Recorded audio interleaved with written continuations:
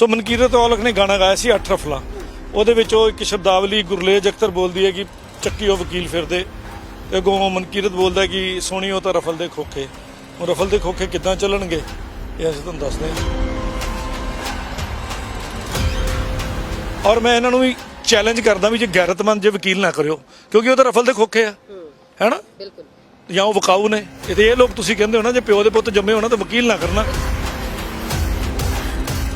Plus ਇਹਦੇ 'ਚ ਮੈਂ FIR ਦੀ ਡਿਮਾਂਡ ਕੀਤੀ ਹੈ ਮਨਕੀਰਤ ਔਲਖ ਤੇ ਉਹਦੀ ਟੀਮ ਦੇ ਖਿਲਾਫ FIR ਕੀਤੀ ਜਾਵੇ ਤੇ ਪਲੱਸ ਮੁਆਵਜ਼ਾ ਮੰਗਿਆ ਕਿ ਜਿੰਨਾ ਵੀ ਉਹਨੇ ਪੈਸਾ ਇਸ ਗਾਣੇ ਤੋਂ ਕਮਾਇਆ ਪਲੱਸ ਹੋਰ ਮੁਆਵਜ਼ਾ ਸਾਡੇ ਵੈਲਫੇਅਰ ਫੰਡ 'ਚ DLSA 'ਚ ਜਿਹੜੀ ਵੀ ਕੋਈ ਵੀ ਅਦਾਰਾ ਜਿਹੜਾ ਸੋਸ਼ਲ ਕੰਮ ਕਰਦਾ ਉਹਦੇ 'ਚੋਂ ਪੈਸੇ ਜਮ੍ਹਾਂ ਕਰਾਤੇ ਜਾਣ। ਜੇ ਕੋਈ ਲਲਕਾਰਾ ਮਾਰੇਗਾ ਤੇ ਲਲਕਾਰੇ ਮਾਰੇ ਦਾ ਅਲੱਗ ਮੀਨਿੰਗ ਹੈ। ਸੁਪਰੀਮ ਕੋਰਟ ਕਹਿੰਦੀ ਹੈ ਕਿ ਉਹਨੂੰ 10 ਸਾਲ ਦਿਓ, ਜਿਹਨੇ ਮਰਡਰ ਕੀਤਾ ਉਹਨੂੰ ਭਾਵੇਂ 3 ਸਾਲ ਦੇ ਦਿਓ। ਮੈਂ ਕਿਹਾ ਜੀ ਜਿਹੜੀ ਵੀ ਮੇਰੀ ਨਜ਼ਰ 'ਚ ਆਉਂਦਾ ਰਹੇਗਾ ਉਹ ਸਾਰਿਆਂ ਨੂੰ ਠੋਕਦਾ ਰਹੂੰਗਾ। ਮੈਂ ਤਾਂ ਕਾਨੂੰਨੀ ਲੜਾਈ ਲੜਨੀ ਹੈ, ਚਪੇੜ ਕਿਸੇ ਨੂੰ ਨਹੀਂ ਮਾਰਨੀ, ਗਾਲ ਕਿਸੇ ਨੂੰ ਨਹੀਂ ਕੱਢਣੀ ਔਰ ਓਪਨ ਆਫਰ ਹੈ ਮੇਰੇ ਵੱਲੋਂ। ਮੈਂ ਕਹਿੰਦਾ ਵਕੀਲ ਮੈਂ ਕਰਾ ਦੂੰ ਤੁਹਾਨੂੰ ਜੇ ਤੁਹਾਡੇ ਕੋਲ ਪੈਸੇ ਵੀ ਹੈ ਨਹੀਂ, ਪਰ ਗੰਦ ਬਕਣਾ ਸਾਡੀ ਅਗਲੀ ਪੀੜ੍ਹੀ ਨਾਸ ਕਰਦੇ ਪਏ ਨੇ। ਸੋ ਇਹ ਵੀ ਇੱਕ ਮਹਾਰਾਜ ਵੱਲੋਂ ਦਿੱਤਾ ਹੁਕਮ ਹੈ ਜਿਹਨੂੰ ਮੈਂ ਪਾਲਣਾ ਕਰ ਰਿਹਾ।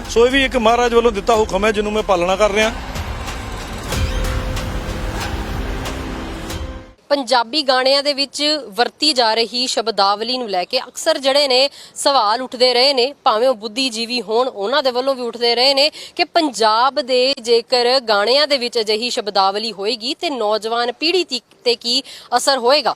ਇਹਦੇ ਉੱਤੇ ਹੀ ਜਿਹੜਾ 8 ਰਫਲਾਂ ਗਾਣਾ ਆ ਉਹਦੇ ਉੱਤੇ ਮਨਕੀਰਤ ਔਲਖ ਦੇ ਉੱਤੇ ਹੁਣ ਕੇਸ ਪਿਆ ਆ। ਜਿਹੜੀ ਸ਼ਬਦਾਵਲੀ ਉਹਦੇ ਵਿੱਚ ਵਰਤੀ ਗਈ ਹੈ ਉਹਨੂੰ ਲੈ ਕੇ ਸਵਾਲ ਉੱਠੇ ਨੇ। ਸਾਡੇ ਨਾਲ ਐਡਵੋਕੇਟ ਸੁਨੀਲ ਮਲਨ ਜੀ ਮੌਜੂਦ ਨੇ, ਉਹਨਾਂ ਨਾਲ ਗੱਲਬਾਤ ਕਰਦੇ ਆ, ਜਾਣਦੇ ਆ ਕਿ ਪੂਰਾ ਕੇਸ ਹੈ ਕੀ। ਸਰ ਜਿਸ ਤਰ੍ਹਾਂ ਅਸੀਂ ਗੱਲ ਕਰਦੇ ਹਾਂ ਮਨਕੀਰਤ ਔਲਖ ਦੇ ਉੱਤੇ ਹੁਣ ਤੁਸੀਂ 8 ਰਫਲਾਂ ਗਾਣੇ ਦੇ ਉੱਤੇ ਕੇਸ ਪਾਇਆ, ਕੀ ਕੇਸ ਕੀ ਹੈ ਸਰ? ਕੇਸ ਬੜਾ ਸਿੰਪਲ ਹੈ ਕਿ ਜਦੋਂ ਵੀ ਆਪਾਂ ਐਂਟਰਟੇਨਮੈਂਟ ਨੂੰ ਧਿਆਨ 'ਚ ਰੱਖੀਏ ਤੇ ਐਂਟਰਟੇਨਮੈਂਟ ਕਰੋ ਨਾ ਕਿ at the caste of somebody. ਕਿਸੇ ਦੀ ਇਨਸਲਟ ਕਰਕੇ ਪੈਸਾ ਕਮਾਇਆ ਜਾਂ ਕੁਝ ਇਹੋ ਜਿਹੀ ਹਰਕਤ ਕੀਤੀ ਉਹ ਗਲਤ ਹੈ। ਸੋ ਮਨਕੀਰਤ ਔਲਖ ਨੇ ਗਾਣਾ ਗਾਇਆ ਸੀ 8 ਰਫਲਾਂ ਉਹਦੇ ਵਿੱਚ ਉਹ ਇੱਕ ਸ਼ਬਦਾਵਲੀ ਗੁਰਲੇਜ ਅਖਤਰ ਬੋਲਦੀ ਹੈ ਕਿ ਚੱਕੀ ਉਹ ਵਕੀਲ ਫਿਰਦੇ ਤੇ ਅੱਗੋਂ ਮਨਕੀਰਤ ਬੋਲਦਾ ਕਿ ਸੋਹਣੀ ਉਹ ਤਾਂ ਰਫਲ ਦੇ ਖੋਖੇ। ਉਹ ਰਫਲ ਦੇ ਖੋਖੇ ਕਿੱਦਾਂ ਚੱਲਣਗੇ ਇਹ ਅਸੀਂ ਤੁਹਾਨੂੰ ਦੱਸਦੇ ਹਾਂ।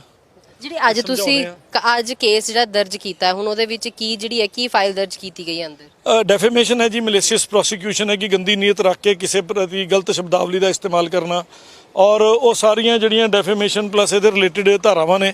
ਪਲੱਸ ਇਹਦੇ 'ਚ ਮੈਂ FIR ਦੀ ਡਿਮਾਂਡ ਕੀਤੀ ਹੈ ਮਨਕੀਰਤ ਔਲਖ ਤੇ ਉਹਦੀ ਟੀਮ ਦੇ ਖਿਲਾਫ FIR ਕੀਤੀ ਜਾਵੇ ਤੇ ਪਲੱਸ ਮੁਆਵਜ਼ਾ ਮੰਗਿਆ ਕਿ ਜਿੰਨਾ ਵੀ ਉਹਨੇ ਪੈਸਾ ਇਸ ਗਾਣੇ ਤੋਂ ਕਮਾਇਆ ਪਲੱਸ ਹੋਰ ਮੁਆਵਜ਼ਾ ਸਾਡੇ ਵੈਲਫੇਅਰ ਫੰਡ 'ਚ DLSA 'ਚ ਜਿਹੜੀ ਵੀ ਕੋਈ ਵੀ ਅਦਾਰਾ ਜਿਹੜਾ ਸੋਸ਼ਲ ਕੰਮ ਕਰਦਾ ਉਹਦੇ 'ਚੋਂ ਪੈਸੇ ਜਮ੍ਹਾਂ ਕਰਾਤੇ ਜਾਣ ਤੇ ਇਹ ਗਾਣੇ ਨੂੰ ਬੈਨ ਕੀਤਾ ਜਾਵੇ। ਇਹਦੇ ਵਾਸਤੇ ਵੀ ਸਟੇ ਐਪਲੀਕੇਸ਼ਨ ਨਾਲ ਲਗਾਈ ਗਈ ਹੈ ਤੇ ਮਾਨਯੋਗ ਅਦਾਲਤ ਸਾਡੀ ਕਾਫੀ ਐਕਟਿਵ ਹੈ। ਇਹਦੇ 'ਚ ਸ਼੍ਰੀ ਰਣਦੀਪ ਸਰ ਦੀ ਕੋਰਟ 'ਚ ਕੇਸ ਲੱਗਾ ਔਰ ਅੱਜ ਸਾਨੂੰ ਅੱਗੋਂ 8 ਤਰੀਕ ਮਿਲ ਗਈ ਹੈ 9ਵੇਂ ਮਹੀਨੇ ਦੀ। ਨੋਟਿਸ ਸਾਰੀਆਂ ਪਾਰਟੀਆਂ ਨੂੰ ਕਰਾ ਦਿੱਤਾ ਗਿਆ ਔਰ ਉਹ ਨੋਟਿਸ ਸਰਵ ਕਰਾਵਾਂਗੇ ਹੁਣ ਅਸੀਂ। ਨੋਟਿਸ ਵਿੱਚ ਸਰ ਇੱਕ ਚੀਜ਼ ਹੋਰ ਆਉਂਦੀ ਹੈ ਕਿ ਜਿਸ ਵਕਤ ਅਸੀਂ ਗੱਲ ਕਰਦੇ ਹਾਂ ਸਿਰਫ ਇਹਦਾ ਜਿਹੜੀ ਹੁਣ ਕਾਰਵਾਈ ਹੋਏਗੀ ਸਿਰਫ ਮਨਕੀਰਤ ਔਲਖ ਦੇ ਉੱਤੇ ਹੋਏਗੀ ਜਾਂ ਜਿੱਥੇ ਜਿੱਥੇ ਗਾਣਾ ਚੱਲ ਰਿਹਾ ਆ ਉੱਥੋਂ ਵੀ ਰਿਮੂਵ ਕਰਵਾਉਣ ਵਾਸਤੇ ਤੁਸੀਂ ਕਾਰਵਾਈ ਕਰਵਾਓਗੇ? ਮੈਂ ਕਿਹਾ CD ਪੈਨ ਡਰਾਈਵ ਤੁਹਾਡੇ ਘਰਾਂ 'ਚ ਵੀ ਹੈਗੀ ਨਾ ਜੀ, ਉਹਦੇ ਤੋਂ ਵੀ ਬੰਦ ਕਰਾਉਣਾ ਅਸੀਂ ਤਾਂ। ਇੱਥੇ ਤੱਕ ਲੜਾਈ ਲੜਾਂਗੇ, ਕੋਈ ਆਸਾਨ ਕੰਮ ਨਹੀਂ ਹੈ ਛੋਟੀ ਲੜਾਈ ਲੜਨਾ। ਔਰ ਇਹਦੇ ਵਿੱਚ ਗੁਰਲੇਜ ਅਖਤਰ ਹੈ, ਸ਼੍ਰੀ ਬਰਾੜ ਹੈ, ਵੀ ਸਿੱਧੂ ਹੈ, ਮਾਹੀ ਸਿੱਧੂ, ਜੋਬਨ ਸਿੱਧੂ, ਜਗਜੀਤ ਸਿੰਘ, ਮਤਲਬ ਜਿਹਨੇ ਪੋਸਟਰ ਬਣਾਇਆ ਤੱਕ ਲੈ ਕੇ ਮੈਂ ਸਾਰੇ ਦੇ ਸਾਰੇ ਬੰਦੇ ਨਾਲ ਰੱਖੇ ਜੀ। ਕਿਉਂਕਿ ਜਦੋਂ ਕ੍ਰਾਈਮ ਹੁੰਦਾ ਕੋਈ ਵੀ ਉਹਦੇ ਵਿੱਚ ਹਰ ਬੰਦੇ ਦਾ ਇੱਕ ਰੋਲ ਹੈ। ਜੇ ਇੱਕ ਸਕੂਟਰ ਸਵਾਰ ਤੁਹਾਡੇ ਲਈ ਸਕੂਟਰ ਸਟਾਰਟ ਕਰਕੇ ਖੜਾ ਨਹੀਂ ਰਹੇਗਾ ਤੇ ਤੁਸੀਂ ਕ੍ਰਾਈਮ ਕਰਨ ਦੀ ਥਾਂ ਤੇ ਨਹੀਂ ਪਹੁੰਚ ਸਕਦੇ। ਜੇ ਕੋਈ ਲਲਕਾਰਾ ਮਾਰੇਗਾ ਤੇ ਲਲਕਾਰੇ ਮਾਰੇ ਦਾ ਅਲੱਗ ਮੀਨਿੰਗ ਹੈ। ਸੁਪਰੀਮ ਕੋਰਟ ਕਹਿੰਦੀ ਹੈ ਕਿ ਉਹਨੂੰ 10 ਸਾਲ ਦਿਓ, ਜਿਹਨੇ ਮਰਡਰ ਕੀਤਾ ਉਹਨੂੰ ਭਾਵੇਂ 3 ਸਾਲ ਦੇ ਦਿਓ। ਲੇਕਿਨ ਜਿਸ ਤਰ੍ਹਾਂ ਅਸੀਂ ਗੱਲ ਕਰਦੇ ਹਾਂ ਸੁਨੀਲ ਜੀ, ਜਿਸ ਤਰ੍ਹਾਂ ਤੁਸੀਂ ਪੰਜਾਬ ਦੇ ਗਾਣੇ ਸੁਣ ਪੰਜਾਬੀ ਗਾਣੇ ਸੁਣ ਰਹੇ ਆ ਜਿਹੜੇ ਅੱਜ ਕੱਲ੍ਹ ਚੱਲ ਰਹੇ ਨੇ ਉਹਦੇ ਵਿੱਚ ਜਾਂ ਡਰੱਗਸ ਆ ਜਾਂ ਗੋਲੀਆਂ ਜਾਂ ਬੰਦੂਕਾਂ, ਇਹੀ ਨਿਊਡਿਜ਼ਮ ਆ, ਬਿਲਕੁਲ ਇਹੀ ਸਾਰੀਆਂ ਚੀਜ਼ਾਂ ਨੇ ਕਿ ਹੁਣ ਇਹ ਜਿਹੜੀ ਤੁਹਾਡੀ ਚੀਜ਼ ਚੱਲ ਰਹੀ ਹੈ ਹੁਣ ਜਿਹੜੀ ਤੁਸੀਂ ਮੈਂ ਕਹਿੰਦਾ ਮੁਹਿੰਮ ਚਲਾਈ ਹੈ ਉਹ ਸਾਰੇ ਕਲਾਕਾਰਾਂ ਦੇ ਉੱਤੇ ਚੱਲੇਗੀ ਇਹਨਾਂ ਦੀ? ਮੈਂ ਕਿਹਾ ਜੀ ਜਿਹੜੀ ਵੀ ਮੇਰੀ ਨਜ਼ਰ 'ਚ ਆਉਂਦਾ ਰਹੇਗਾ ਉਹ ਸਾਰਿਆਂ ਨੂੰ ਠੋਕਦਾ ਰਹੂੰਗਾ। ਮੈਂ ਤਾਂ ਕਾਨੂੰਨੀ ਲੜਾਈ ਲੜਨੀ ਹੈ, ਚਪੇੜ ਕਿਸੇ ਨੂੰ ਨਹੀਂ ਮਾਰਨੀ, ਗਾਲ ਕਿਸੇ ਨੂੰ ਨਹੀਂ ਕੱਢਣੀ ਔਰ ਓਪਨ ਆਫਰ ਹੈ ਮੇਰੇ ਵੱਲੋਂ। ਮੈਂ ਕਹਿੰਦਾ ਵਕੀਲ ਮੈਂ ਕਰਾ ਦੂੰ ਤੁਹਾਨੂੰ ਜੇ ਤੁਹਾਡੇ ਕੋਲ ਪੈਸੇ ਵੀ ਹੈ ਨਹੀਂ, ਪਰ ਗੰਦ ਬਕਣਾ ਸਾਡੀ ਅਗਲੀ ਪੀੜ੍ਹੀ ਨਾਸ ਕਰਦੇ ਪਏ ਨੇ। ਸੋ ਇਹ ਵੀ ਇੱਕ ਮਹਾਰਾਜ ਵੱਲੋਂ ਦਿੱਤਾ ਹੁਕਮ ਹੈ ਜਿਹਨੂੰ ਮੈਂ ਪਾਲਣਾ ਕਰ ਰਿਹਾ ਔਰ ਮੈਂ ਇਸ ਗੰਦਗੀ ਨੂੰ ਇਸ ਸਫਾਈ ਨੂੰ ਕਰਨ ਦਾ ਜ਼ਿੰਮੇਦਾਰ ਲਿੱਤੀ ਹੈ। ਜਿਹੜੀ ਚੀਜ਼ ਹੁਣ ਐਕਚੁਅਲੀ ਮੇਰੇ ਕੋਲ ਤਾਂ ਟਾਈਮ ਨਹੀਂ ਮਿਲਦਾ ਨਾ ਕਿ ਮੈਂ ਫਿਲਮਾਂ ਵੇਖਾਂ, ਗਾਣੇ ਵੇਖਾਂ ਜਾਂ ਗਾਣੇ ਸੁਣਾ, ਕਾਰ 'ਚ ਵੀ ਬੈਠੇ ਆ ਫੋਨ ਤੇ ਫੋਨ ਵੱਜ ਰਿਹਾ ਹੁੰਦਾ ਹੈ, ਔਰ ਸਾਡੇ ਕਾਰ ਪਲੇ ਜਿਹੜਾ ਉਹਦੇ ਨਾਲ ਜੁੜਿਆ ਹੁੰਦਾ। ਸੋ ਯੰਗ ਬੱਚੇ ਜਿਵੇਂ ਆ ਨਵੇਂ ਆਉਂਦੇ ਨੇ, ਮੈਨੂੰ ਸੁਣਾਉਂਦੇ ਕਿ ਸਰ ਦੇਖੋ ਇਹੋ ਜੀ ਗੱਲ ਬੋਲੀ ਗਈ, ਕਿਆ ਇਹ ਸਹੀ ਹੈ ਕਿ ਗਲਤ ਹੈ। ਫਿਰ ਉਹਨੂੰ ਅਸੀਂ ਪੜ੍ਹਦੇ ਹਾਂ, ਸੁਣਦੇ ਹਾਂ, ਲਿਰਿਕਸ ਡਾਊਨਲੋਡ ਕਰਦੇ ਹਾਂ, ਮੀਨਿੰਗ ਲੈਂਦੇ ਹਾਂ। ਮੂਸੇਵਾਲੇ ਨੇ ਗੀਤ ਗਾਇਆ ਸੀ, ਬਿਲਕੁਲ ਉਹਦੇ ਤੇ ਵੀ ਮੈਂ ਕੇਸ ਕੀਤਾ, ਅੱਜ ਵੀ ਉਹ ਪੈਂਡਿੰਗ ਹੈ, ਉਹਦੇ ਲਈ 6-9 ਲੱਗੀ ਹੈ। ਇਹਨੇ ਗਾਇਆ, ਇਹਦੇ ਲਈ ਵੀ ਲੱਗੀ ਹੈ। ਅੱਗੋਂ ਵੀ 2-4 ਹੋਰ ਮੇਰੇ ਹੁਣ ਇਸ ਵੇਲੇ ਮੇਰੇ ਟਾਰਗੇਟ ਤੇ ਨੇ। ਜਿੱਦਾਂ ਜਿੱਦਾਂ ਸਮਾਂ ਲੱਗੇਗਾ ਉਦਾਂ ਉਦਾਂ ਉਹਨਾਂ ਦੇ ਉੱਤੇ ਲੜਾਈ ਲੜੀ ਜਾਏਗੀ, ਔਰ ਲੜਾਈ ਨੂੰ ਐਂਡ ਲਿਆਇਆ ਜਾਏਗਾ, ਵਿਚਕਾਰ ਨਹੀਂ ਬੰਦ ਹੁੰਦਾ। ਅਗਲੇ ਟਾਰਗੇਟ ਤੇ ਕੌਣ-ਕੌਣ ਹੈ? ਤੁਸੀਂ ਕਿਹਾ 3-4 ਹੈਗੇ ਨੇ ਟਾਰਗੇਟ ਤੇ, ਪਹਿਲਾਂ ਹੀ ਉਹਨਾਂ ਨੂੰ ਇੱਕ ਅਗਾਹ ਕਰ ਦਈਏ ਕਿ ਉਹ ਵੀ ਟਾਰਗੇਟ ਤੇ ਨੇ। ਬਸ ਇਸ਼ਾरों को अगर समझो राज को राज रहने दो। ਜਿਨ੍ਹਾਂ ਨੇ ਗੰਦ ਬੋਲਿਆ ਉਹਨਾਂ ਨੂੰ ਸਭ ਫੜੇ ਜਾਣਗੇ, ਛੱਡਦਾ ਕੋਈ ਨਹੀਂ ਮੈਂ। ਔਰ ਇਹ ਅਦਾਲਤ ਉਹ ਹੈ, ਇਹ ਰੱਬ ਦਾ ਦੁਆਰ ਹੈ, ਇੱਥੇ ਦੋਨੋਂ ਪੱਖ ਪੂਰੇ ਸੁਣੇ ਜਾਣੇ ਆ, ਮੇਰੀ ਇਕੱਲੇ ਦੀ ਪੇਸ਼ ਨਹੀਂ ਚੱਲਣੀ।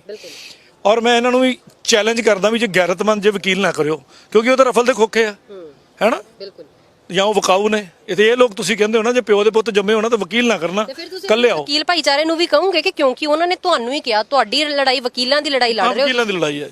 ਮੈਂ ਵੀ ਕਹੂੰਗਾ ਕਿ ਨਾ ਹੋਈ ਉਹਨਾਂ ਦੇ ਨਾਲ। ਨਹੀਂ, ਜਿਹੜਾ ਗੈਰਤਮੰਦ ਵਕੀਲ ਉਹ ਵੈਸੇ ਨਹੀਂ ਹੋਏਗਾ। ਕੋਈ 1-2 ਲੱਖ ਦੇ ਪਿੱਛੇ ਨਹੀਂ ਮਰਦਾ ਕੋਈ, ਇੰਨਾ ਮੇਰੀ ਕਮਿਊਨਿਟੀ 'ਚ ਇੰਨਾ ਕੇਕਾ ਹੈਗਾ ਸਾਡੇ 'ਚ। ਮੈਂ ਕਿਸੇ ਨੂੰ ਅਪੀਲ ਨਹੀਂ ਕਰਨੀ, ਇਹ ਉਹਨਾਂ ਦਾ ਆਪਣੇ ਫਰਜ਼ ਬਣਦਾ। ਪਰ ਫਿਰ ਵੀ ਮੈਂ ਅੱਗੋਂ ਫਿਰ ਕਹਿੰਦਾ, ਬੀਇੰਗ ਲਾਅਮੈਨ, ਅਸੀਂ ਕੋਰਟ ਨੂੰ ਸਿਫਾਰਿਸ਼ ਕਰਾਂਗੇ ਕਿ ਜੇ ਕੋਈ ਵਕੀਲ ਭਾਈਚਾਰੇ ਨੇ ਇਹਨੂੰ ਬੈਨ ਕਰਤਾ ਤੇ ਇਹਨੂੰ ਸਰਕਾਰੀ ਵਕੀਲ ਦਵਾਤਾ ਜਾਵੇ, ਜਿਹੜਾ ਮੁਫਤ ਵਾਲਾ ਹੁੰਦਾ ਫ੍ਰੀ ਲੀਗਲ ਏਡ 'ਚੋਂ। ਆਪਾਂ ਲੜਾਈ ਲੌਜਿਕ ਦੀ ਲੜਨੀ ਆ, ਹੋਰ ਕੋਈ ਹੋਛੀ ਲੜਾਈ ਲੜ ਕੇ ਆਪਾਂ ਖੁਸ਼ ਨਹੀਂ। ਆਪਾਂ ਜੈਨੂਨ, ਜੇ ਅਸੀਂ ਵੀ ਉਹਨਾਂ ਵਰਗੀਆਂ ਹਰਕਤਾਂ ਕਰਦੀਆਂ ਫਿਰ ਸਾਡੇ ਤੇ ਉਹਨਾਂ 'ਚ ਫਰਕ ਕੀ ਹੋਇਆ? ਅਸੀਂ ਪੂਰਾ ਮੌਕਾ ਦੇਵਾਂਗੇ, ਚਾਂਸ ਦੇਵਾਂਗੇ, ਔਰ ਉਸ ਤੋਂ ਬਾਅਦ ਜਿੱਤਾਂਗੇ ਜਾਂ ਹਾਰਾਂਗੇ ਉਹਦੀ ਅਪੀਲ ਪਾਵਾਂਗੇ। ਦੇयर इज ए ਪ੍ਰੋਸੀਜਰ, ਉਸ ਪ੍ਰੋਸੀਜਰ ਨੂੰ ਫੋਲੋ ਕੀਤਾ ਜਾਏਗਾ ਔਰ ਤਰੀਕੇ ਨਾਲ ਚੱਲਿਆ ਜਾਏਗਾ। ਧੱਕੇਸ਼ਾਹੀ ਕੋਰਟ 'ਚ ਨਹੀਂ ਚੱਲਦੀ। ਮੈਂ ਆਪਣਾ ਪੱਖ ਰੱਖਾਂਗਾ, ਉਹ ਆਪਣਾ ਪੱਖ ਰੱਖਣਗੇ, ਸਾਰੇ ਧਿਰਾਂ ਪੱਖ ਰੱਖਣਗੇ। ਪੱਖ ਰੱਖਣ ਤੋਂ ਬਾਅਦ ਜਿਹਦੇ ਪੱਖ 'ਚ ਦਮ ਹੋਏਗਾ ਉਹ ਜਿੱਤ ਜਾਏਗਾ, ਜਿਹਦੇ ਪੱਖ 'ਚ ਮੇਰੇ ਵੀ ਦੱਸਣ 'ਚ ਕਮੀ ਰਹਿ ਗਈ, ਗਵਾਹੀ 'ਚ ਕਮੀ ਰਹਿ ਗਈ, ਤੇ ਹੋ ਸਕਦਾ ਮੈਂ ਹਾਰ ਜਾ। ਬਟ ਸ਼ੁਰੂਆਤ ਤਾਂ ਕੀਤੀ ਨਾ, ਸੋਚ ਚੰਗੀ, ਨੀਅਤ ਚੰਗੀ ਹੈ, ਆਪਣੇ ਪੀੜ੍ਹੀਆਂ ਨੂੰ ਬਚਾਉਣਾ ਹੈ। ਅੱਜ ਪੀੜ੍ਹੀ ਕੀ ਸਮਝਦੀ ਪਈ ਹੈ ਕਿ ਕੇਸ ਹੋ ਜੇ, 5 ਸਾਲ ਕੈਦ ਹੋ ਜੇ, ਬੜੀ ਵਧੀਆ ਗੱਲ ਹੈ ਨਾ। ਇੱਕ ਜੁਡੀਸ਼ੀਅਲ ਸਿਸਟਮ, ਜਿਹੜਾ ਇੱਕ ਸਿਸਟਮ ਬਚਿਆ, ਇੱਥੇ ਦੇਰ ਲੱਗਦੀ ਹੈ, ਕੋਈ ਸ਼ੱਕ ਨਹੀਂ, ਪਰ ਅਨਿਆਏ ਨਹੀਂ ਹੁੰਦਾ। ਤੁਸੀਂ ਆਪਣੀ ਗਵਾਹੀ ਚੱਜ ਦੀ ਨਹੀਂ ਕਰਾਓਗੇ ਤੇ ਤੁਹਾਡੇ ਕੇਸ ਉਲਟ ਜਾ ਸਕਦਾ ਹੈ, ਪਰ ਅਦਰਵਾਈਜ਼ ਉਲਟ ਨਹੀਂ ਜਾਂਦਾ। ਸੋ ਇਹ ਚੀਜ਼ਾਂ ਦਾ ਧਿਆਨ ਰੱਖਦੇ ਹੋਏ ਮੌਕਾ ਦਿੱਤਾ ਜਾਏਗਾ, ਤਰੀਕੇ ਨਾਲ ਲੜਿਆ ਜਾਏਗਾ। ਹਾਂ, ਕੋਰਟ ਤੋਂ ਵਿਹਲਾ ਹੋ ਕੇ ਚਾਹ ਵੀ ਪਿਆ ਕੇ ਭੇਜਿਆ ਕਰਾਂਗਾ, ਐਸੀ ਗੱਲ ਨਹੀਂ ਕਿ ਸ਼ਾਹੂਕਾਰ। ਮਨਕੀਰਤ ਔਲਖ ਦੇ ਵੱਲੋਂ ਜਾਂ ਉਹਨਾਂ ਦੀ ਟੀਮ ਦੇ ਵੱਲੋਂ ਤੁਹਾਡੇ ਨਾਲ ਕੋਈ ਗੱਲਬਾਤ ਹੋਈ ਹਜੇ ਤੱਕ? ਨਹੀਂ, ਪਹਿਲਾਂ ਇੱਕ ਵਕੀਲ ਸਾਹਿਬ ਨੇ ਮੈਨੂੰ ਨੋਟਿਸ ਦਾ ਜਵਾਬ ਦਿੱਤਾ ਸੀ। ਉਹ ਨੋਟਿਸ ਦਾ ਜਵਾਬ ਆਇਆ ਸੀ ਮੇਰੇ ਕੋਲ 2/5/2021 ਨੂੰ। ਉਸ ਤੋਂ ਬਾਅਦ ਇਹਦੇ ਰਿਮਾਈਂਡਰ ਵੀ ਭੇਜੇ ਗਏ, ਤੇ ਉਹ ਰਿਮਾਈਂਡਰ ਜਦੋਂ ਭੇਜੇ ਗਏ ਉਸ ਤੋਂ ਬਾਅਦ ਉਹਨਾਂ ਦਾ ਫਿਰ ਕੋਈ ਜਵਾਬ ਨਹੀਂ ਆਇਆ। ਤਾਂ ਕਰਕੇ ਉਹਨਾਂ ਦੇ ਰਿਮਾਈਂਡਰ ਦੀ ਵੇਟ ਕਰਦੇ ਕਰਦੇ ਐਕਚੁਅਲੀ ਇਹਨੂੰ ਨੋਟਿਸ ਮੈਂ ਪਹਿਲਾਂ ਭੇਜਿਆ ਸੀ 15 ਮੈਂ ਦੱਸਦਾ ਜੀ, ਮੇਰੇ ਕੋਲ ਡੇਟ ਲਿਖੀ ਪਈ ਆ, 15 ਮਈ ਨੂੰ, ਤੇ ਪੂਰੇ 1 ਮਹੀਨੇ ਬਾਅਦ 15 ਜੂਨ ਨੂੰ ਸਿੱਧੂ ਮੂਸੇਵਾਲੇ ਨੂੰ ਭੇਜਿਆ ਸੀ। ਸਿੰਸ ਉਹਨੇ ਲੈਣ ਤੋਂ ਇਨਕਾਰੀ ਕਰਤੀ, ਰਿਫਿਊਜ਼ਲ ਆ ਗਈ, ਇਸ ਕਰਕੇ ਉਹਦੇ ਤੇ ਕੇਸ ਪਹਿਲਾਂ ਹੋ ਗਿਆ, ਕਿਉਂਕਿ ਉਹਨੇ ਤਾਂ ਡਿਕਲੇਅਰ ਹੀ ਕਰਤਾ ਮੈਂ ਨਹੀਂ ਲੈਂਦਾ। ਉਹ ਗੁਸਤਾਖੀ ਸੀ ਉਹਦੀ। ਚਲੋ ਵੀਰ ਸਾਡਾ ਚਲਾ ਗਿਆ, ਉਹ ਵੱਖਰੀ ਗੱਲ ਹੈ, ਪਰ ਕਾਨੂੰਨੀ ਲੜਾਈ ਮੁਤਾਬਕ ਉਹਨੂੰ ਗੁਸਤਾਖੀ ਮੰਨਿਆ ਜਾਂਦਾ। ਇਹਨੇ ਲਿਆ, ਜਵਾਬ ਦਿੱਤਾ, ਅਸੀਂ ਉਹਦਾ ਰਿਮਾਈਂਡਰ ਪਾਇਆ, ਰਿਮਾਈਂਡਰ ਦਾ ਜਵਾਬ ਨਹੀਂ ਆਇਆ, ਤੇ ਪੂਰਾ ਮੌਕਾ ਦੇ ਕੇ ਸਾਲ ਭਰ ਲਗਭਗ ਇੰਤਜ਼ਾਰ ਕਰਕੇ ਹੁਣ ਕੇਸ ਲਾਇਆ। ਹੁਣ ਅੱਜ ਪਹਿਲੀ ਪੇਸ਼ੀ ਸੀ, ਅਗਲੀ ਪੇਸ਼ੀ 8-9 ਨੂੰ ਹੈ। ਉਸ ਦਿਨ ਸਾਡੀ ਸਟੇ ਦੀ ਐਪਲੀਕੇਸ਼ਨ ਤੇ ਗੱਲ ਚੱਲੇਗੀ, ਔਰ ਜੇ ਮਾਨਯੋਗ ਅਦਾਲਤ ਸੈਟੀਸਫਾਈ ਹੋਏਗੀ ਸਿੰਗਲ ਹੈਂਡ ਸੁਣ ਕੇ ਉਸ ਗਾਣੇ ਨੂੰ ਸਟੇ ਕਰਨ ਦੀ, ਤੇ ਮਿਨਿਸਟਰੀ ਆਫ ਬ੍ਰੌਡਕਾਸਟ ਨੂੰ ਤੇ ਸੈਂਸਰ ਬੋਰਡ ਨੂੰ ਤੇ ਜਿੰਨੇ ਵੀ ਉਹ related department plus Mankirat Aulakh ਤੇ ਦੀ ਟੀਮ ਨੂੰ ਜਾਏਗਾ ਕਿ ਇਹ ਗਾਣਾ ਆਪਣੇ ਉਹਦੇ ਚੋਂ ਰਿਵੋਕ ਕਰੋ ਜੀ। ਜੇਕਰ ਗੱਲ ਕਰੀਏ ਪੇਸ਼ੀ ਜਿਹੜੀ ਅਗਲੀ 8 ਤਰੀਕ 8 ਸਤੰਬਰ ਨੂੰ ਹੈਗੀ ਆ, ਉਹਦੇ ਵਿੱਚ ਮਨਕੀਰਤ ਔਲਖ ਦੇ ਵੱਲੋਂ ਵੀ ਪੇਸ਼ੀ ਹੋਣੀ ਜ਼ਰੂਰੀ ਹੈ ਜਾਂ ਉਹਨਾਂ ਦੇ ਵਕੀਲ ਦੀ ਹੋਣਾ ਵੀ? ਇਸ ਤਰ੍ਹਾਂ ਕਿ ਕੋਰਟ ਨੇ ਨੋਟਿਸ ਕਰਤਾ ਜੀ ਦੂਜੀ ਪਾਰਟੀਆਂ ਸਾਰੀਆਂ ਨੂੰ, 16-17 ਪਾਰਟੀਆਂ ਸਾਰੀਆਂ ਨੂੰ, ਜੇ ਉਹ ਪੇਸ਼ ਹੋ ਜਾਣਗੇ ਤਾਂ ਡੈਫੀਨੇਟਲੀ ਉਹਨਾਂ ਦੀ ਸੁਣਵਾਈ ਬਰਾਬਰ ਹੋਏਗੀ। ਮੈਡਮ, ਇੱਕ ਗੱਲ ਮੇਰੀ ਇਕੱਲੀ ਨਹੀਂ ਹੈ, ਤੁਹਾਡੀ ਵੀ ਉਨੀ ਹੈ, ਵੀਰ ਦੀ ਵੀ ਉਨੀ ਹੈ, ਸਾਰੇ ਜੱਗ ਦੀ ਬਰਾਬਰ ਦੀ ਅਦਾਲਤ ਹੈ। ਔਰ ਉਸ ਸੀਟ ਤੇ ਬੈਠੇ ਜਿਹੜੇ ਸਾਡੇ, ਜਿਹਨੂੰ ਅਸੀਂ ਰੱਬ ਕਹਿੰਦੇ ਆ, ਉਹਨਾਂ ਨੇ ਦੋਨੋਂ ਪੱਖ ਸੁਣਨੇ ਨੇ, ਉਹਨਾਂ ਨੇ ਸਾਡੇ ਪ੍ਰੈਸ਼ਰ ਨੂੰ ਨਹੀਂ ਚੱਲਣਾ, ਕਿਉਂਕਿ ਇੰਡੀਪੈਂਡੈਂਟ ਏਜੰਸੀ ਹੈ, ਇੰਡੀਪੈਂਡੈਂਟ ਬੋਡੀ ਹੈ, ਜਿੱਥੋਂ ਨਿਆਂ ਮਿਲਣਾ। ਔਰ ਅਸੀਂ ਕੋਈ ਐਸੀ ਵਕੀਲ ਆ ਨਾ, ਅਸੀਂ ਕੋਈ ਐਸਾ ਲੈਂਡਮਾਰਕ ਨਹੀਂ ਛੱਡਣਾ ਕਿ ਸਾਡੇ ਵੱਲ ਉਂਗਲ ਚੁੱਕੀ ਜਾਵੇ। ਅਸੀਂ ਇਮਾਨਦਾਰੀ ਦੀ ਲੜਾਈ ਲੜਾਂਗੇ, ਔਰ ਉਹ ਸਾਡਾ ਹੱਕ ਬਣਦਾ। ਮੈਂ ਕੋਈ ਗਾਲ ਨਹੀਂ ਕੱਢ ਰਿਹਾ, ਮੈਂ ਕਿਸੇ ਨੂੰ ਮਾੜਾ ਨਹੀਂ ਕਹਿ ਰਿਹਾ, ਪਰ ਹਾਂ, ਮੇਰੇ ਕਾਲਰ ਨੂੰ ਹੱਥ ਪਾਏਗਾ ਤੇ ਹੱਥ ਵੱਢਣ ਦੀ ਤਾਕਤ ਤੇ ਮੈਂ ਰੱਖਦਾ, ਉਹ ਵੀ ਕਾਨੂੰਨੀ ਤੌਰ ਤੇ। ਉਹ ਕਲਮ ਮੇਰੀ, ਮੇਰਾ ਡਾਇਲੌਗ ਹੈ ਨਾ ਕਿ ਵਕੀਲ ਦੀ ਗੋਲੀ ਮੋੜ ਕੱਟ ਕੇ ਵੱਜਦੀ ਹੈ, ਬਚ ਕੇ ਰਿਹਾ ਕਰੋ, ਪੰਗਾ ਲੈਣ ਤੋਂ ਪਹਿਲਾਂ ਸੋਚਿਆ ਕਰੋ। ਅਗਰ ਵਕੀਲ ਸਾਹਿਬ ਹੁਣ ਜੇਕਰ ਮਨਕੀਰਤ ਔਲਖ ਜਾਂ ਉਹਨਾਂ ਦੇ ਟੀਮ ਦੇ ਵੱਲੋਂ ਅਗਰ ਉਹ ਪੇਸ਼ ਨਹੀਂ ਹੁੰਦੇ ਜਾਂ ਉਹਨਾਂ ਦੇ ਵੱਲੋਂ ਕੋਈ ਲਾਇਰ ਵੀ ਨਹੀਂ ਪੇਸ਼ ਹੁੰਦਾ, ਫਿਰ ਕੀ ਹੋਏਗਾ? ਫਿਰ ਕੀ ਕਾਰਵਾਈ ਹੋਏਗੀ ਉਹਨਾਂ ਤੇ? ਸਾਰਾ ਕੁਝ ਅੱਜ ਹੀ ਪੁੱਛ ਲੈਣਾ, ਕਿਸੇ ਉਹਨਾਂ ਦਰਸ਼ਕਾਂ ਨੂੰ ਪਤਾ ਵੀ ਲੱਗੇ ਨਾ ਕਿ ਉਹਨਾਂ ਦੇ ਮਨਪਸੰਦ ਚਹੇਤੇ ਕਲਾਕਾਰ ਨੇ, ਉਹਨਾਂ ਉੱਤੇ ਕਾਰਵਾਈ ਹੋ ਰਹੀ ਹੈ। ਦੇਖੋ ਜੀ ਇਸ ਤਰ੍ਹਾਂ ਹੈ ਕਿ ਕੁਝ ਚੀਜ਼ਾਂ ਰਾਜ ਵੀ ਰਹਿਣ ਦਿਆ ਕਰੋ, ਕਿਉਰਿਓਸਿਟੀ ਬਣੀ ਰਵੇ ਤੇ ਸਵਾਦ ਆਉਂਦਾ ਹੈ। ਤਾਂ ਕਿਉਰਿਓਸਿਟੀ ਬਣੀ ਰਹਿਣ ਤੋਂ ਅਗਲੀ ਤਰੀਕੇ ਤੇ ਦੱਸਾਂਗੇ ਕੀ ਬਣਦਾ ਹੈ। ਦੇਖੋ ਮੈਂ ਜਿੱਦੀ ਹਾਂ, ਮੈਂ 20 ਰੁਪਏ ਦੀ ਲੜਾਈ ਵਾਸਤੇ 13 ਸਾਲ ਕੇਸ ਲੜਿਆ। 20 ਰੁਪਏ ਦੀ ਲੜਾਈ ਕੋਈ ਬਹੁਤ ਵੱਡੀ ਲੜਾਈ ਨਹੀਂ ਸੀ। 13 ਸਾਲ ਚੰਡੀਗੜ੍ਹੋਂ ਅੰਮ੍ਰਿਤਸਰ ਜਾ ਕੇ ਕੇਸ ਲੜ ਕੇ ਵਾਪਸ ਆਉਣਾ ਔਰ ਬੜੀ ਵੱਡੀ ਗੱਲ ਹੈ। ਸੋ ਮੈਂ ਉਸ ਧਰਤੀ ਦਾ ਜੰਮਿਆ ਜਿੱਥੇ ਮਹਾਰਾਜ ਦੀ ਆਪਣੀ ਹੋਂਦ ਹੈ, ਰਹੀ ਹੈ, ਜਿੱਥੇ ਉਹਨਾਂ ਦਾ ਨਿਸ਼ਾਨ ਹੈ ਔਰ ਜਿੱਥੇ ਆਉਣ ਲਈ ਲੋਕੀ ਅਰਦਾਸਾਂ ਕਰਦੇ ਆ। ਮੈਂ ਉਸ ਵਿਹੜੇ 'ਚ ਖੇਡਿਆ। ਸੋ ਮੇਰੇ ਅੰਦਰ ਮੇਰਾ ਨਿਸ਼ਚਿਤ ਦ੍ਰਿੜ ਹੈ। ਅੱਜ ਆ ਕੇ ਮਾਫੀ ਮੰਗ ਲੈ, ਸਵੇਰੇ ਕੇਸ ਖਤਮ ਕਰ ਲੂੰਗਾ। ਪਬਲਿਕ 'ਚ ਮਾਫੀ ਮੰਗ ਲੈ ਕਿ ਹਾਂ ਮੈਂ ਗਲਤ ਬੋਲ ਗਿਆ ਜੀ, ਮੈਨੂੰ ਮਾਫੀ ਦਿਓ, ਇੱਕ ਕੇਸ ਵਾਪਸ ਹੋ ਜਾਏਗਾ ਕੰਪਰੋਮਾਈਜ਼ ਦੇ ਬੇਸ ਤੇ। ਬਟ ਹਾਂ ਵੈਸੇ ਕੋਈ ਪ੍ਰੈਸ਼ਰ ਆਇਆ, ਗੱਡੀਆਂ ਵੀ ਘਿਰਦੀਆਂ ਨੇ ਮੇਰੀਆਂ, ਥ੍ਰੈਟ ਵੀ ਆਉਂਦੇ ਨੇ, ਤੇ ਮੈਂ ਕਹਿੰਦਾ ਆ ਜਾਓ, ਮੈਂ ਇੱਥੇ ਜਾਣਾ, ਕੱਲਾ ਜਾਣਾ। ਮੈਂ ਕਿਹੜਾ ਕੋਈ ਬੜੇ ਲੋਕਾਂ ਨੂੰ ਨਾਲ ਲੈ ਕੇ ਤੁਰਦਾ ਜਾਂ ਕੋਈ ਮੈਂ ਗਨਮੈਨ ਲੈ ਕੇ ਤੁਰਿਆ। ਸੋ ਆ ਜਾਣ, ਕੋਈ ਗੱਲ ਨਹੀਂ, ਮਰਨਾ ਇੱਕ ਦਿਨ, ਰੋਜ਼ ਥੋੜੀ ਮਰ ਲਾਂਗਾ ਮੈਂ। ਲੇਕਿਨ ਦੂਜੇ ਪਾਸੇ ਜਿਹੜਾ ਤੁਸੀਂ ਸਿੱਧੂ ਮੂਸੇਵਾਲੇ ਦੇ ਖਿਲਾਫ ਵੀ ਕੇਸ ਪਾਇਆ ਹੋਇਆ, ਉਹਦੇ ਉੱਤੇ ਵੀ ਜਿਹੜੀ ਕਾਰਵਾਈ ਲਗਾਤਾਰ ਚੱਲ ਰਹੀ ਹੈਗੀ ਹੈ। ਹੁਣ ਸਿੱਧੂ ਮੂਸੇਵਾਲੇ ਦੇ ਦੇਹਾਂਤ ਤੋਂ ਬਾਅਦ ਮਾਪਿਓ ਨੂੰ ਜਿਹੜੀ ਕਾਰਵਾਈ ਤੇ ਪਹੁੰਚਣਾ ਪੈਣਾ ਸੀਗਾ, ਹੁਣ ਉਹਦੇ ਉੱਤੇ ਕੀ ਅਪਡੇਟ ਹੈਗੀ ਹੈ? ਨਹੀਂ, ਉਹਦੇ ਮਦਰ ਫਾਦਰ ਨੇ ਵੀ ਸਮਨ ਲੈਣ ਤੋਂ ਇਨਕਾਰ ਕਰਤਾ ਸੀ ਕਿਉਂਕਿ ਉਹਦੀ ਮਦਰ ਸਰਪੰਚ ਹੈ ਔਰ ਮੈਂ ਉਹਨਾਂ ਨੂੰ ਰਿਕੁਐਸਟ ਸਮਨ ਭਿਜਵਾਏ ਸੀ ਕੋਰਟ ਵੱਲੋਂ, ਤੇ ਉਹਨਾਂ ਨੇ ਵੀ ਆਉਣ ਤੋਂ ਇਨਕਾਰੀ ਕਰਤੀ ਕਿ ਮੈਂ ਅਸੀਂ ਕੋਰਟ 'ਚ ਨਹੀਂ ਆਉਣਾ। ਸੋ ਉਹ ਵੀ ਐਕਸ ਪਾਰਟੀ ਨੇ ਔਰ ਸਿੱਧੂ ਮੂਸੇਵਾਲਾ ਤੇ ਐਕਸ ਪਾਰਟੀ ਹੈਗਾ ਹੀ ਸੀ ਨਾਲ ਦੀ ਨਾਲ। ਹੁਣ ਬਾਕੀ ਲੋਕ ਹੈਗੇ ਨੇ ਜਿਹੜੇ ਅਮਰੀਕਾ ਦੀਆਂ ਕੰਪਨੀਆਂ ਜਿਨ੍ਹਾਂ ਨੇ ਗਾਣਾ ਚਲਾਇਆ ਜਾਂ ਕੁਝ ਵੀ ਕੀਤਾ, ਉਹ ਵਾਲੀਆਂ ਜਿਹੜੀਆਂ ਏਜੰਸੀਜ਼ ਹੈ ਉਹਨਾਂ ਵਾਸਤੇ ਪਬਲੀਕੇਸ਼ਨ ਦੇ ਆਰਡਰ ਹੋਏ ਨੇ। ਸੋ ਉਹ ਪਬਲੀਕੇਸ਼ਨ ਹੋਏਗੀ, ਅਖਬਾਰ 'ਚ ਨਿਕਲੇਗਾ, ਉਹਦੇ ਲਈ ਮੈਂ ਫੀਸ ਜਮ੍ਹਾਂ ਕਰਾਤੀ ਹੈ। ਸੋ ਉਹਦੇ ਮੁਤਾਬਕ ਫਿਰ ਆਪਾਂ ਅੱਗੇ ਕਾਰਵਾਈਆਂ ਕਰਾਂਗੇ ਜੀ।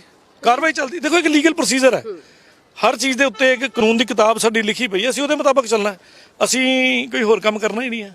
ਲੇਕਿਨ ਦੇਖਿਆ ਜਾਵੇ ਕਿਤੇ ਨਾ ਕਿਤੇ ਇਹ ਇੱਕ ਚੰਗਾ ਸੁਨੇਹਾ ਵੀ ਹੈ ਨੌਜਵਾਨ ਪੀੜ੍ਹੀ ਦੇ ਵਾਸਤੇ ਵੀ ਹੈਗਾ ਕਿ ਉਹਨਾਂ ਨੂੰ ਚੰਗੀ ਗਾਈਡੈਂਸ ਮਿਲੇ, ਚੰਗੇ ਗੀਤ ਸੁਣਨ। ਪੰਜਾਬ ਜਿਹੜਾ ਰੰਗਲਾ ਪੰਜਾਬ ਆਪਾਂ ਕਹਿੰਦੇ ਸੀਗੇ, ਜਿਹੜੀ ਸ਼ਬਦਾਵਲੀ ਨੂੰ ਆਪਾਂ ਬਹੁਤ ਚੰਗਾ ਕਹਿੰਦੇ ਸੀਗੇ, ਉਹਨੂੰ ਚੰਗਾ ਕਰਨ ਵਾਸਤੇ ਹੈਗਾ ਆ। ਤੇ ਜਿਹੜੀ ਨੌਜਵਾਨ ਪੀੜ੍ਹੀ ਤੁਹਾਨੂੰ ਦੇਖ ਰਹੀ ਹੈ ਜਾਂ ਕਲਾਕਾਰ ਪੀੜ੍ਹੀ ਤੁਹਾਨੂੰ ਦੇਖ ਰਹੀ ਹੈ, ਉਹਨਾਂ ਨੂੰ ਤੁਹਾਡਾ ਕੀ ਸੁਨੇਹਾ ਆ? ਬਸ ਇਹੋ ਗੱਲ ਕਹੂੰਗਾ ਕਿ ਐਂਟਰਟੇਨਮੈਂਟ ਕਰੋ, ਮਰਿਆਦਾ 'ਚ ਕਰੋ, ਚੰਗਾ ਸੁਨੇਹਾ ਛੱਡੋ ਪਬਲਿਕ ਲਈ। ਕਿਸੇ ਦੀ ਇੱਜ਼ਤ ਤੇ, ਚਾਹੇ ਉਹ ਕੋਈ ਧਰਮ ਹੈ, ਚਾਹੇ ਕੋਈ ਕਮਿਊਨਿਟੀ ਹੈ, ਚਾਹੇ ਕੋਈ ਵਰਗ ਹੈ, ਜਾਂ ਕੋਈ ਜਿਵੇਂ ਲੜਕੀਆਂ ਤੇ ਗਾਣੇ ਬਣਾਉਂਦੇ ਰਹਿੰਦੇ ਨੇ, ਜਾਂ ਜੱਟ ਕੌਮ ਨੂੰ ਇਹਨਾਂ ਨੇ ਬਦਨਾਮ ਕਰਤਾ ਵੀ ਜੱਟ ਸਿਰਫ ਲੜਾਈ ਜੋਗੇ ਰਹਿ ਗਏ।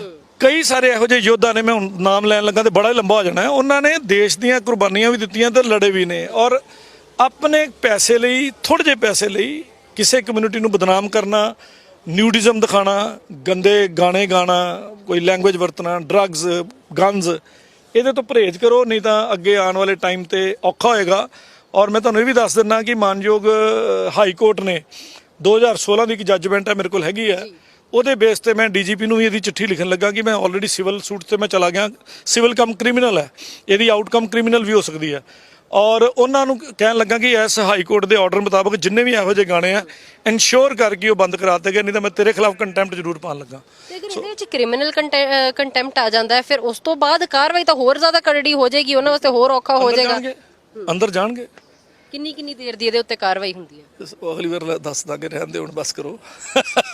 ਬਿਲਕੁਲ ਠੀਕ ਰਹਿਣ ਦਿਓ ਅਗਲੀ ਵਾਰ। ਤੇ ਇਸ ਵਕਤ ਅਸੀਂ ਗੱਲਬਾਤ ਕੀਤੀ ਸੁਨੀਲ ਮੱਲਨ ਜੀ ਦੇ ਨਾਲ, ਜਿਨ੍ਹਾਂ ਨੇ ਮਨਕੀਰਤ ਔਲਖ ਤੇ ਕੇਸ ਪਾਇਆ ਆ 8 ਰਫਲਾਂ ਗਾਣੇ ਨੂੰ ਲੈ ਕੇ। ਇਸ ਤੋਂ ਪਹਿਲਾਂ ਸਿੱਧੂ ਮੂਸੇਵਾਲੇ ਉੱਤੇ ਵੀ ਜਿਹੜਾ ਆ ਕੇਸ ਪਾਇਆ ਗਿਆ ਸੀਗਾ, ਲੇਕਿਨ ਹੁਣ ਮਨਕੀਰਤ ਔਲਖ ਨੂੰ ਸਿੱਧੇ ਤੌਰ ਤੇ ਕਿਹਾ ਗਿਆ ਆ ਕਿ ਜੇਕਰ ਆਪਣੀ ਗਲਤੀ ਮੰਨ ਲਈ ਜਾਂਦੀ ਹੈ, ਪਬਲਿਕ ਦੇ ਵਿੱਚ ਆ ਕੇ ਜਿਹੜਾ ਆ ਉਹ ਮਾਫੀ ਮੰਗ ਲਈ ਜਾਂਦੀ ਹੈ, ਤੇ ਫਿਰ ਇਹ ਕੇਸ ਜਿਹੜਾ ਕੱਲ ਦੇ ਕੱਲ ਖਤਮ ਹੋ ਜਾਏਗਾ। ਲੇਕਿਨ ਜੇ ਇਦਾਂ ਨਹੀਂ ਹੁੰਦਾ, ਜਾਂ ਜੇਕਰ ਕੇਸ ਲੜਨਾ ਹੈ ਕੋਰਟ ਦੇ ਵਿੱਚ ਲੜਿਆ ਜਾਏਗਾ, ਤੇ ਜਿਹੜੇ ਇਹਦੇ ਆਊਟਕਮਸ ਨੇ ਉਹ ਦੇਖਣ ਵਾਲੇ ਹੋਣਗੇ, ਤੇ ਸਮਾਂ ਆਏਗਾ ਤੇ ਉਸ ਤਰੀਕੇ ਨਾਲ ਆਊਟਕਮਸ ਦੱਸੇ ਵੀ ਜਾਣਗੇ। ਕੈਮਰਾਮੈਨ ਅਮਨ ਦੇ ਨਾਲ ਅਨੂਜਾ ਸ਼ਰਮਾ, ਗਲੋਬਲ ਪੰਜਾਬ ਟੀਵੀ, ਚੰਡੀਗੜ੍ਹ।